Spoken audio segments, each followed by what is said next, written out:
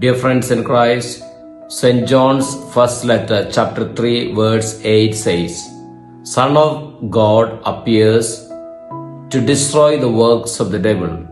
Jesus appeared on earth to destroy the works of Satan.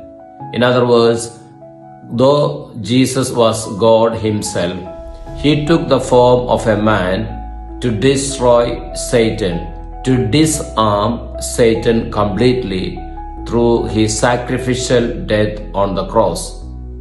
And Jesus refers Satan as strong. We read that in Gospel of St. Luke, chapter 11, verse 21, Gospel of St. Matthew, chapter 12, verse 29, Jesus refers Satan as a strong and powerful. We know from Catechism of the Catholic Church, paragraph 395, that says, the power of Satan is nonetheless not infinite. He is only a creature, powerful from the fact that he is purely a spirit, but still a creature. He cannot prevent God's building up of God's kingdom.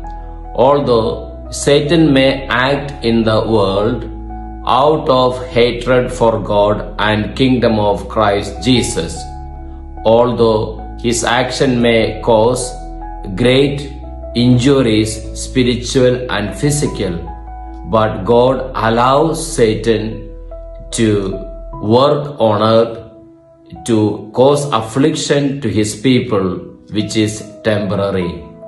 This is a mystery as per the Catechism of the Catholic Church. And same paragraph 395 says, those who love God, God will turn everything into good. So dear friends, do not be afraid of the satanic forces. Do not be afraid of the evil that been afflicted in our life. God is allowing this to happen for our own welfare.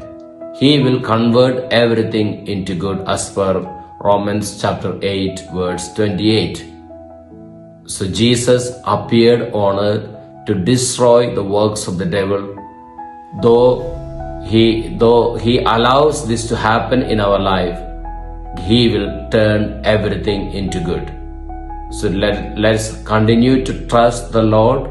Let's continue to trust in Jesus, for he is good. God has created everything for good. Satan or evil powers or only diabolic or demonic influences, they have no strength.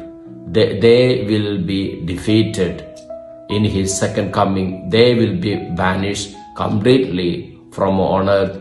They cannot prevent us going to heaven. They cannot prevent us achieving eternal life.